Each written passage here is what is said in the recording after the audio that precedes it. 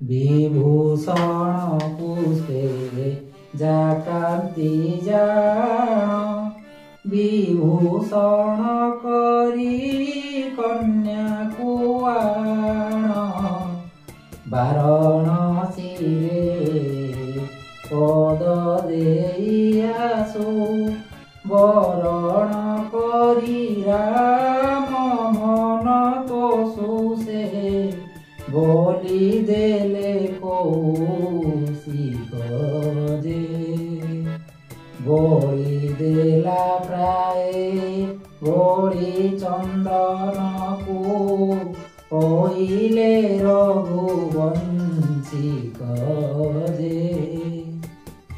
कवि सम्राट उपेन्द्र भंजकर वैदेश विलास अंतर्गत यही विभूषणे पुष्पे जाकान्ति जान छांद को समस्ते शुणिथिबे। समस्त कर्णरे साहित्यिक काव्य रसिक मानकर कर्णरे गुंजरण सृष्टि करिथिबो।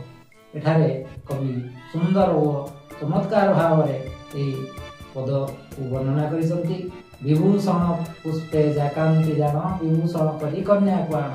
विभूषण पुष्प प्राय जार शोभा जार कांति से कन्या को विभूषण करिकी सजेकी आण बोली कहते।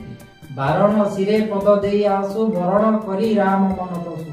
वारण कहले आम जो देहड़ी से देहड़ी को देकी से पद देकी आसु। पुणी वाराणसी रे पद देई आसु।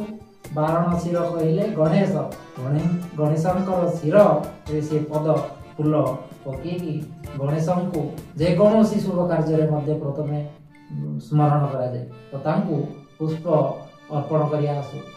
वरण करी राम मन तोषु से पुणी रामचंद्र को वरण करी तोष देव तोष प्रदान करू बोली एटारे कुआ जायछि। या पूर्व दृश्य आमे रामचंद्र धनु भग्न करी शिव धनु को भग्न करी सीता को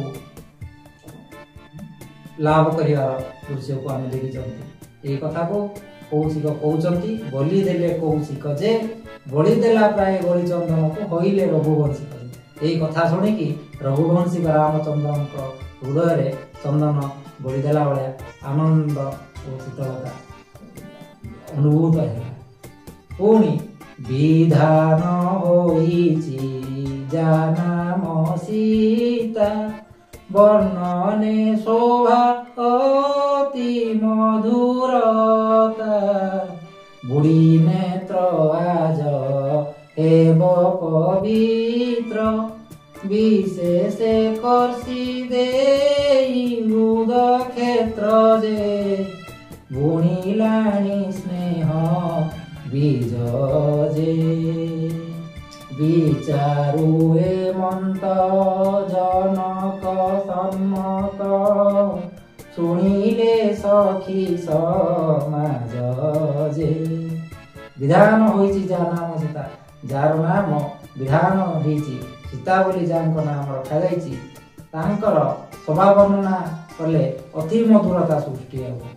एठी खूब सुंदर शब्द खेल खेली कौन कि सीतार अन्य अर्थ होची साकर जे कि मधु एक प्रकार मिष्टान्न। पुणी सीतार अन्य अर्थ होची गंगा। सीतार अन्य अर्थ होची नंगलर मुन। तो आकु नहीं कि शब्द खेली कवि। विधान होची जानाम सीता वर्णने शोभा अति मधुरता। सीतांकर शोभा वर्णना कले मधुरता सृष्टि हो। सीतांकर वर्णना शोभा वर्णना अति सुंदर मधुरता सृष्टि हो। सीतार अन्य अर्थ होची गोटे मिष्टान्न पदार्थ से आमे भोजन कले मधुरता पाइबा। बुढ़ी नेत्र आज हेब पवित्र। तो से जो शोभा सीतांकर शोभा दर्शन आमे कले नेत्र पवित्र हो जीवो। तो तांकर से शोभा गंगारे नेत्र बुड़ीकी रहिबो पवित्र हो जीवो। विशेष कर्षि देई हृद क्षेत्र जे। तो पुणी सीतार अन्य अर्थ होची लंगलर मुन। तो तांकर एई जो शोभा को देखिले हृदय मध्य कर्षण हो आकर्षित करिवो तांकर रूप शोभा। ବୁଣିଲାଣି ସ୍ନେହ ବୀଜରେ, ସ୍ନେହ ବୀଜ ବୁଣି ଦଉଛି ସେ ହୃଦୟରେ। ବିଚାରୁ ଏମନ୍ତ ଜନକ ସମ୍ମତ, ଶୁଣିଲେ ସଖୀ ସମାଜରେ। ତ ଜନକ ରାଜାଙ୍କର ସମ୍ମତି ଶୁଣିଲେ ସଖୀମାନେ କି ସଜ କରିକି ଆଣିବା ପାଇଁ ଏଇ କଥା ସୁନ୍ଦର ଭାବରେ କବି ବର୍ଣ୍ଣନା କରିଛନ୍ତି କି ତାଙ୍କୁ ସଜ କରିକି ଆଣ, ବିଭୂଷଣ କରିକି ଆଣ, ସଜେଇକି ଆଣ। କୋଉ ଭଳିଆ ସଜଉଛନ୍ତି?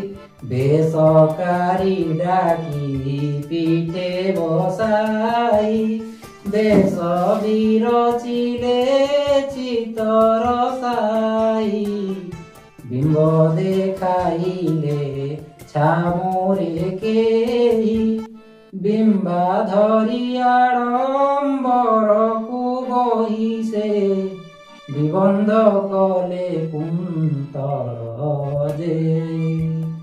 ବିଚିତ୍ରମଣି ନୀଳମଣି ପ୍ରତିଭା, ଊର୍ଦ୍ଧ ପ୍ରକାଶିତ ତଳ ଯେ।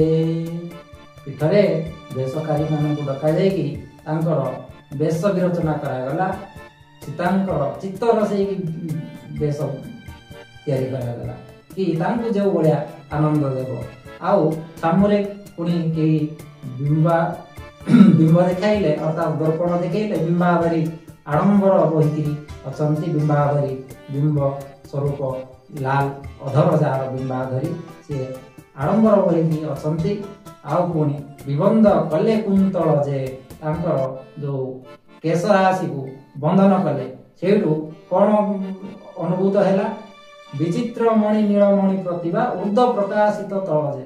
ବିଚିତ୍ର ପ୍ରକାର ମଣି ନୀଳମଣିର ପ୍ରତିଭା, ଯେମିତି ନୀଳ ରଙ୍ଗର ନୀଳମଣି, ଇନ୍ଦ୍ର ନୀଳମଣି ଯୋଉ ପ୍ରତିଭା ଯୋଉ ଭଳିଆ, ସେଇ ଭଳିଆ ପ୍ରତିଭା ଯେମିତିକି ଉପରୁ ତଳକୁ ପ୍ରକାଶିତ ହଉଛି। ଏଇଭଳିଆ ସୁନ୍ଦର ଭାବରେ କବି ଶବ୍ଦ ଆଡ଼ମ୍ବର ସହିତ ଏହି ସୁନ୍ଦର ଚାନ୍ଦକୁ ରଚନା କରିଛନ୍ତି, ଯାହାକି ବର୍ତ୍ତମାନ ପର୍ଯ୍ୟନ୍ତ ଲୋକମାନସରେ ଭରି ରହିଛି। ଜୟ ଭଞ୍ଜବୀର।